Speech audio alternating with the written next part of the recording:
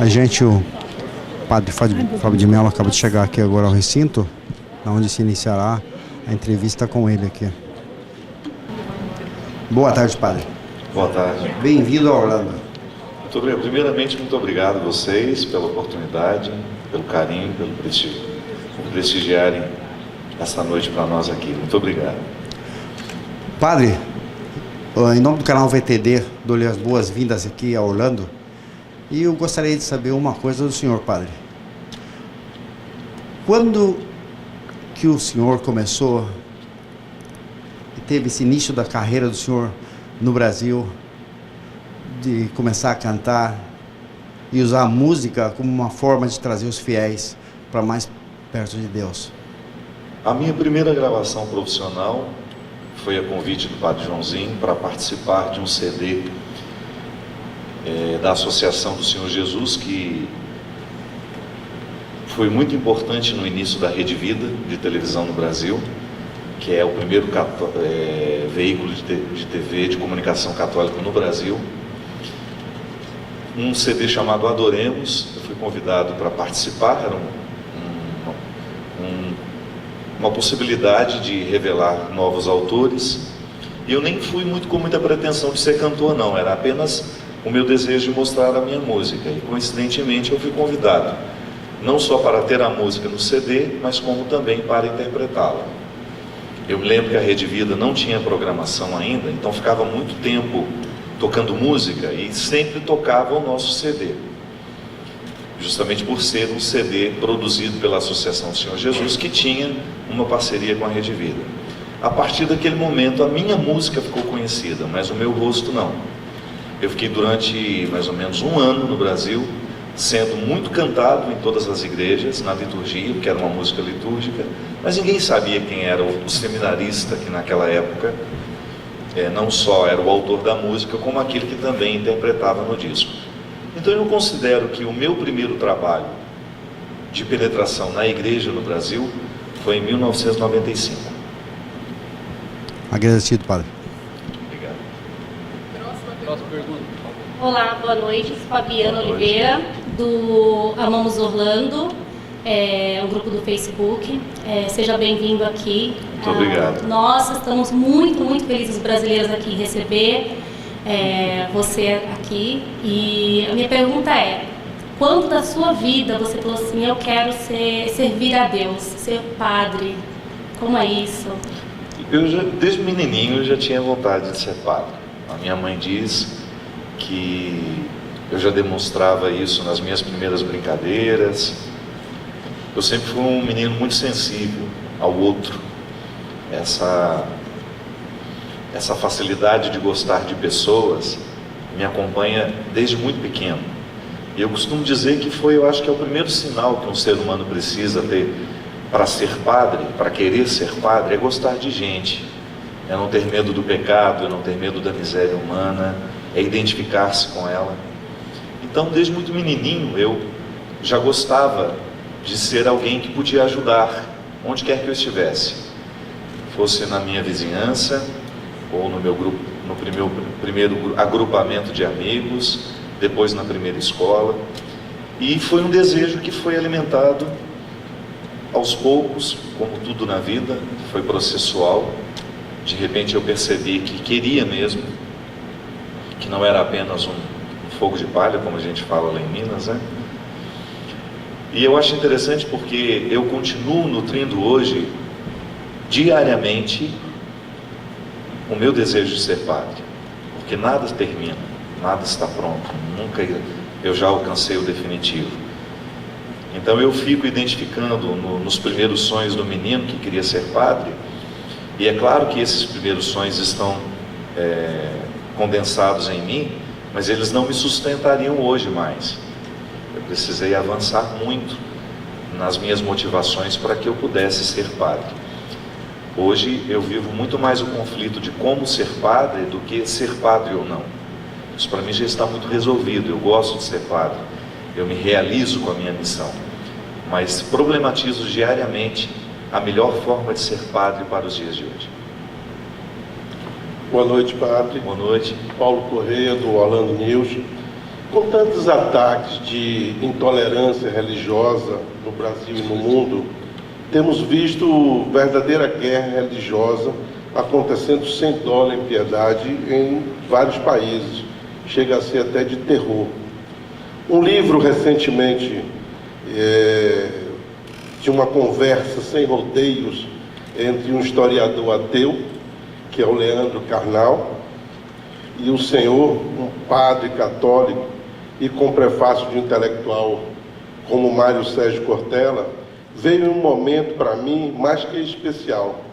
O livro, que leva o título Crer ou Não Crer, é uma grande ajuda aos que vivem a tolerância, a discordância, mas sempre com respeito ao próximo. O senhor concorda que este é um dos maiores desafios de nós brasileiros hoje e da própria humanidade? Concorda que é a diferença sem racismo, sem homofobia, sem ofensas, etc., que nos torna maiores como ser humano? Eu acredito que hoje o nosso grande desafio nem é religioso.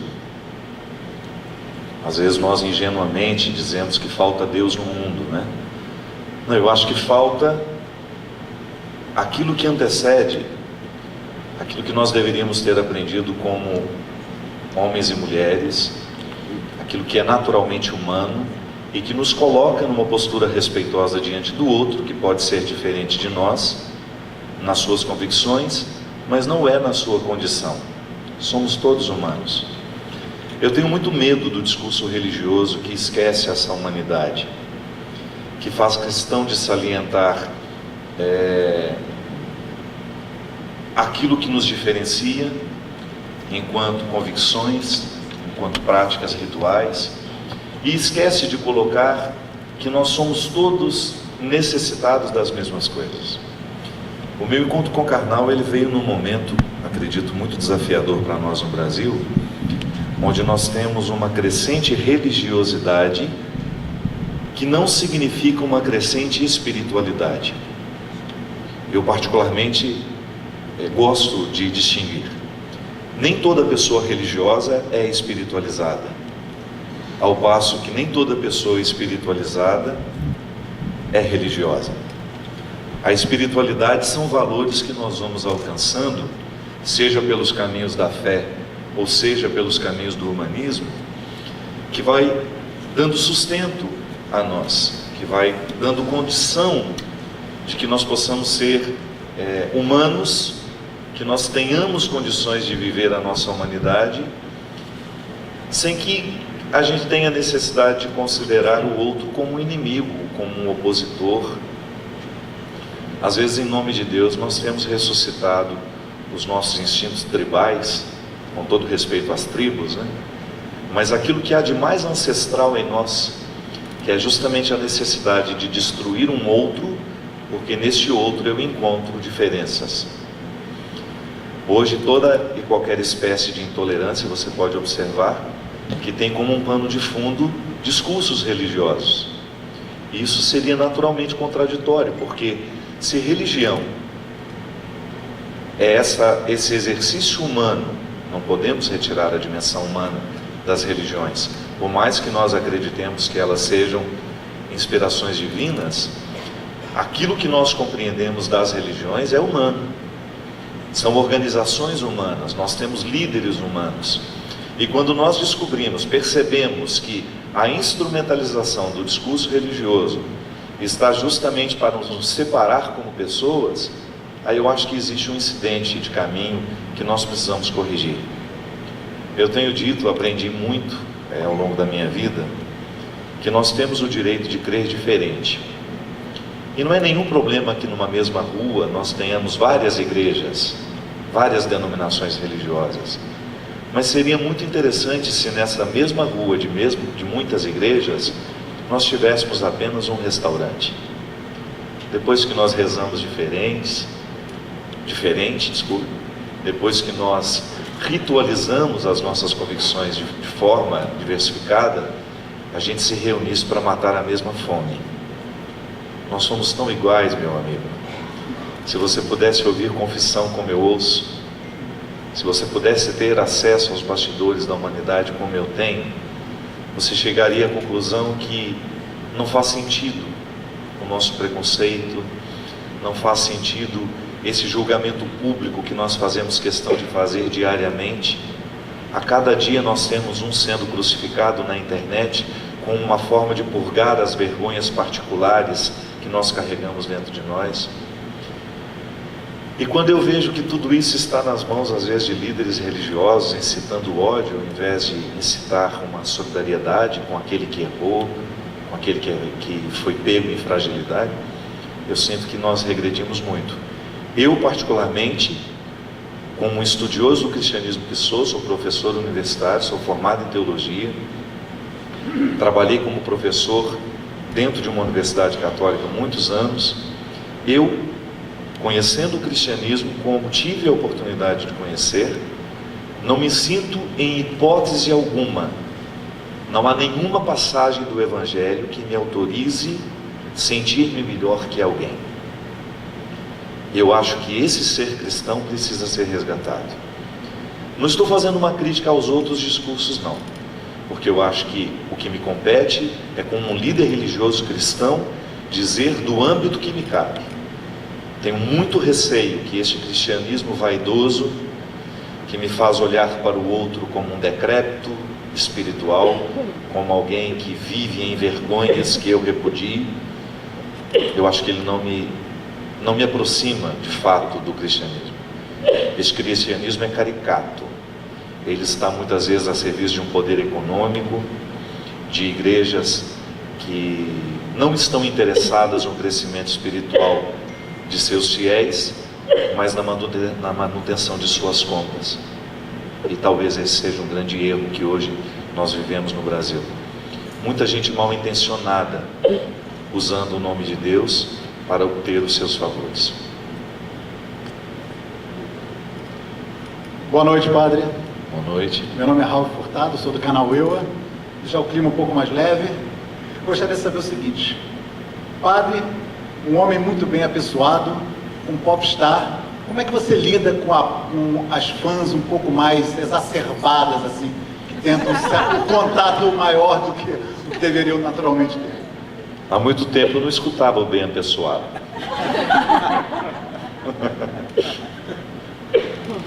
Eu geralmente não tenho esse assédio que as pessoas acham que existe.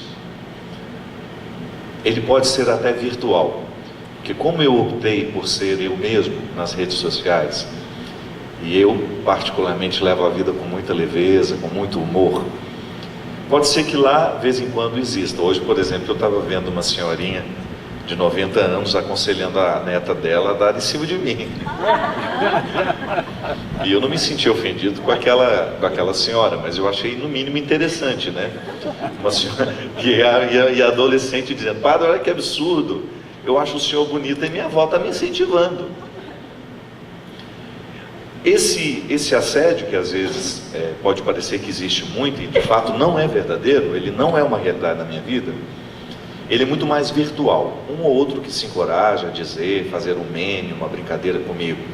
Mas no meu dia a dia, o que eu encontro são pessoas que de alguma forma se identificam comigo. Eu acredito que o meu trabalho hoje no Brasil, ele me aproximou demais de muitas pessoas, justamente por falar uma linguagem que elas entendem. E isso acaba gerando um carinho. Então, as pessoas se aproximam de mim de forma muito carinhosa.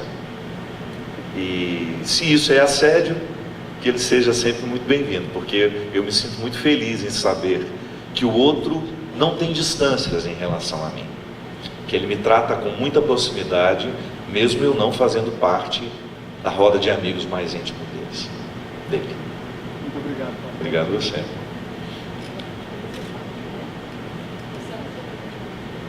Aí, Matheus. Padre, tudo bem? Boa Seja noite. bem-vindo, irmão. Sou sua fã e seguidora no Snapchat. Estou triste Obrigado. que o senhor parou. Mas eu peço permissão para um conselho. Somos muitas mães aqui em Orlando que largaram tudo no Brasil para dar um futuro melhor aos nossos filhos. Mães que estão longe da família, dos amigos e de tudo que é nosso. Das nossas raízes. Qual é o seu conselho para nós, pessoa da Brasil SA Orlando? Olha, eu tenho uma admiração muito grande por todo mundo que tem coragem de deslocar-se geograficamente para encontrar sonhos que estão dentro. Às vezes nós fazemos um deslocamento de fora para poder encontrar aquilo que nós já levamos dentro de nós. Admiro os que são capazes de renunciar à sua pátria, à sua língua, aos seus costumes, aos seus amores, para buscarem uma vida diferente. O que eu acredito que o conselho que eu dou sempre a quem vai partir em busca de novos sonhos é fazer uma matemática diária, para você não ser injusta com você. Todos nós nos sacrificamos para ser quem a gente é. Não existe essa ilusão de que a sua vida é melhor que a minha, não. Em proporções diferentes nós nos sacrificamos para dar conta. Você sabe o preço que você paga para estar aqui, distante dos seus filhos, distante da sua família, dos amigos. Você sabe exatamente quanto custa para você esse deslocamento. Seja justa. O dia que você achar que não vale mais a pena, que essa conta não fecha, volte para os seus. Enquanto você achar que vale a pena, que a matemática está sendo positiva, continue. Eu acho que não há nenhum projeto nessa vida que não possa ser interrompida, porque nós chegamos a um esclarecimento diferente do que tínhamos antes. Eu acho que o bonito da vida é justamente isso, é poder mudar a rota na hora que a gente perceber que estamos no caminho errado.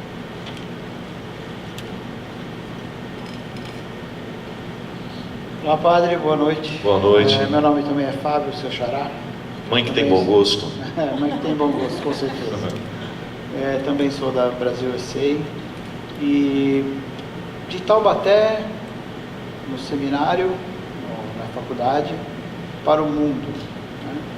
Você algum dia imaginou que você estaria levando a palavra do Senhor para todo o mundo, para todos os cantos do mundo e sendo ouvido assim, seguido por uma multidão tão grande? Nem é de Taubaté, de Formiga, Minas Gerais. Fui lá que eu nasci, todas as minhas raízes estão lá.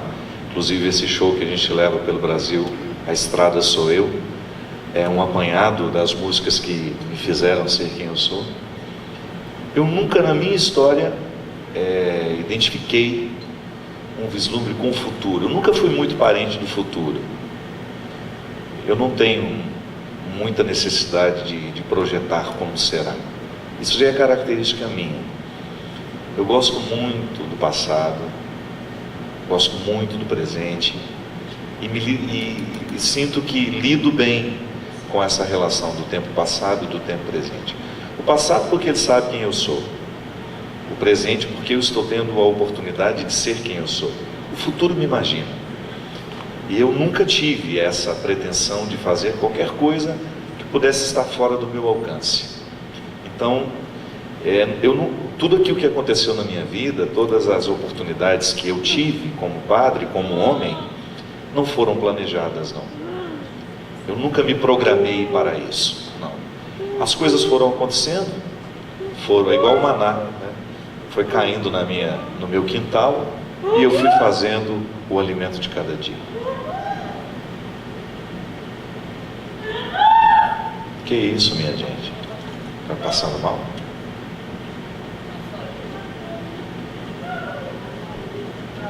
Podemos continuar. Não tem problema. A última, por favor. Ali. Aqui, estou aqui. Andréa Rota, da Brasil SA. A pergunta que eu tenho para te fazer, eu acredito que muitos brasileiros e muitas pessoas no mundo passam pela doença do pânico que o senhor teve. Eu não sei se o senhor se sente confortável em falar um pouco sobre isso e também se a fé, no que a fé te ajudou, no que a sua família te ajudou a superar essa doença, a controlar essa doença. Obrigada. Primeiro porque eu ainda não me sinto curado. Eu me sinto ainda administrando um desconforto que me ocorre quando eu menos imagino. Eu não sei exatamente, eu não consigo te dizer o que tem me sustentado. É muito difícil e eu tenho medo até de ser injusto. Se foi o medicamento que deu certo, inclusive eu confesso que já não estou mais fazendo uso, eu quis fazer o desmame, porque eu estava me sentindo uma outra pessoa que não era eu. Hoje, por exemplo, eu administro o pânico diariamente, a cada momento, a cada oportunidade, cercando-me de pessoas que me dão segurança. Eu acho que o vínculo emocional, ele é importante demais para a gente dar conta desses momentos. E eu não vejo diferença entre esse vínculo emocional e a minha fé em Deus. Eu acredito muito que Deus se manifesta na minha história através das pessoas que cuidam de mim. Para mim não há diferença, sabe, entre a ação de Deus e a ação humana. Quando eu encontro um ser humano que me provoca coisas boas, eu sei que eu estou diante de uma manifestação divina. Porque aquele ser humano não é capaz de produzir sozinho isso que ele me oferece. Já é um fruto de Deus nele.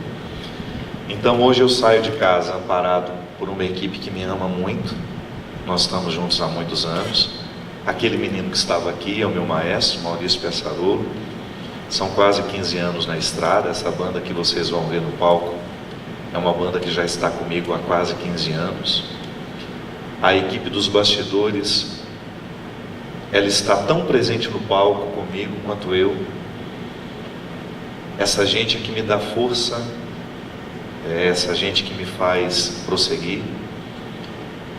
E também saber que eu vou encontrar pessoas que saíram de casa, que agendaram na sua vida um momento de estar comigo. Eu acho que é isso que me faz vencer o pânico diariamente. Confesso para vocês que foi uma das piores experiências que eu vivi na minha vida. É um desconforto emocional terrível. Hoje eu tenho muito respeito, não que eu não tivesse antes, mas hoje a minha relação com uma pessoa que diz ter pânico é muito diferente, é muito mais respeitosa do que era antes. É assim que eu estou vencendo, amparado por mãos humanas que representam para mim mãos de Deus. Oi. Deixa ela fazer ali, Vamos, a última. claro. Isso. Ela ficou fora, mas deixa ela fazer. Obrigada, padre, obrigada. Meu nome é Fernanda, eu tenho um programa web que chama Café com Close. Café? Com Close. Com Close. E esse programa, a essência do programa é passar mensagens motivacionais, né, para as pessoas. Eu quis fazer isso porque eu passei um momento muito traumático na minha vida. Eu perdi 2 filhas e tem uma aqui comigo do meu lado. E eu tento superar a cada dia. Então, antes de qualquer coisa, eu acho que eu nunca fiquei tão nervosa de fazer uma pergunta, porque a gente tem costume de ficar perto de muitos artistas, mas eu penso que você é uma pessoa que tem a espiritualidade muito à flor da pele. E para mim é muito emocionante, porque viver um momento como o que eu estou vivendo hoje e lutando dia a dia para superar, né, todas as dificuldades, estar perto de você é uma bênção. E eu não tenho vergonha de dizer que eu, como filha de Deus, eu te amo e tenho muito orgulho de ser sua irmã carnal e saber que existe um ser humano tão maravilhoso como você. E a minha pergunta é em relação à minha filha. E uma curiosidade também, eu cresci na igreja católica, eu estudei minha vida inteira no Colégio Santa Marcelina, em São Paulo. E a minha filha um dia chegou para mim e falou assim: mãe, o que é o namoro santo? Porque tem uma amiga de uma outra religião que ela está vivendo isso. E aí ela falou: o que é isso? Existe isso na igreja católica? E eu fui procurar saber e eu não achei nada em relação ao namoro santo na igreja católica. Então, assim, como nós, os pais, podemos hoje responder esse tipo de pergunta Depois eu fui saber o que é o namoro santo, né? Você não pode ter uma relação sexual com o seu parceiro antes do casamento. E aí, como é a visão da Igreja Católica em relação a isso e aí ao comportamento dos jovens hoje? Porque eu penso que o namoro, desculpa se eu estou demorando muito com a minha pergunta, mas eu penso que o namoro, ele é um momento para a gente conhecer a pessoa e não existe o amor de verdade, né? Então, eu como mãe, eu aceito isso, sabe? E eu vejo que os jovens estão deturpando, né? Os valores estão muito invertidos hoje. Então, eu queria saber, assim, o que a Igreja Católica, como a Igreja Católica vê esse comportamento e o que nós devemos falar para os nossos filhos em relação a isso. Muito obrigado, primeiro, pelo seu carinho. Compartilho da sua dor. Nunca sabemos quantos morrem naquele que morre, né? Perder um filho é sempre um marco diferencial do antes e um depois na vida de uma mãe. Toda vez que eu preciso falar de assuntos como esse, será sempre desconfortável, porque parece que nós somos os teóricos, né? Primeiro porque eu não namoro, não me caso, e fico dando palpite na vida dos outros. É um pouco desconfortável, pode parecer desconfortável. Eu tenho um programa há 15 anos no Brasil, que eu faço toda quarta-feira na TV Canção Nova, e eu trato muito de temas como esse que você me coloca. E eu sempre gosto de refletir com aqueles que me perguntam, a partir do conceito de dignidade humana. Acho que a dignidade é esse invólucro que nós temos, que nós também podemos chamar de amor próprio, que facilmente vai embora nos relacionamentos que as pessoas estabelecem hoje, porque houve uma mudança antropológica muito substancial dos nossos pais para nós e para nós para os nossos filhos. Eles estão com muita mais dificuldade de estabelecer relacionamentos duradouros, respeitosos, porque o mundo mudou. Você sabe que semana passada eu estava mudando de canal e de repente parei num reality show em que colocam os ex-namorados numa convivência numa casa de praia com as suas ex também. E eu não sou moralista, confesso que eu sou capaz de ver as opções das pessoas e permitir que elas tenham as suas escolhas, e se por acaso me pedirem opinião eu vou dar. Mas eu confesso que eu fiquei assustado com um aspecto que eu percebi ali, que é justamente de uma dor silenciosa que dói em todo mundo, mas ninguém tem coragem de dizer, e que é justamente fruto dessa cultura do descarte.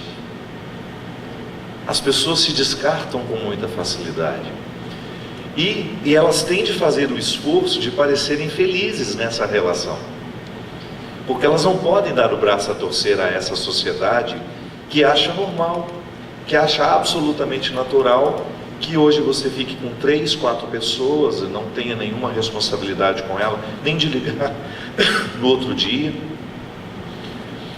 E toda vez que eu preciso falar diretamente com alguém que faz a escolha do namoro santo, a primeira coisa que eu saliento é isso: olha, você terá muito mais possibilidades de se conhecer e de conhecer o seu parceiro a partir desse conceito de respeito que vocês terão, do que aqueles que não terão essa relação respeitosa, onde o corpo acaba sendo um território sem muito valor, né? Eu acho que hoje o grande desafio nosso é recolocar nesses filhos aquilo que a vida conseguiu arrancar de boa parte da nossa geração, que é o conceito de amor próprio. Eu acho que quando nós damos ao corpo uma condição de praça pública, onde o outro pode passar sem ter muita reverência, a gente acaba esquecendo um pouquinho do valor que a gente tem como pessoa. Obrigado, minha gente, foi um prazer imenso.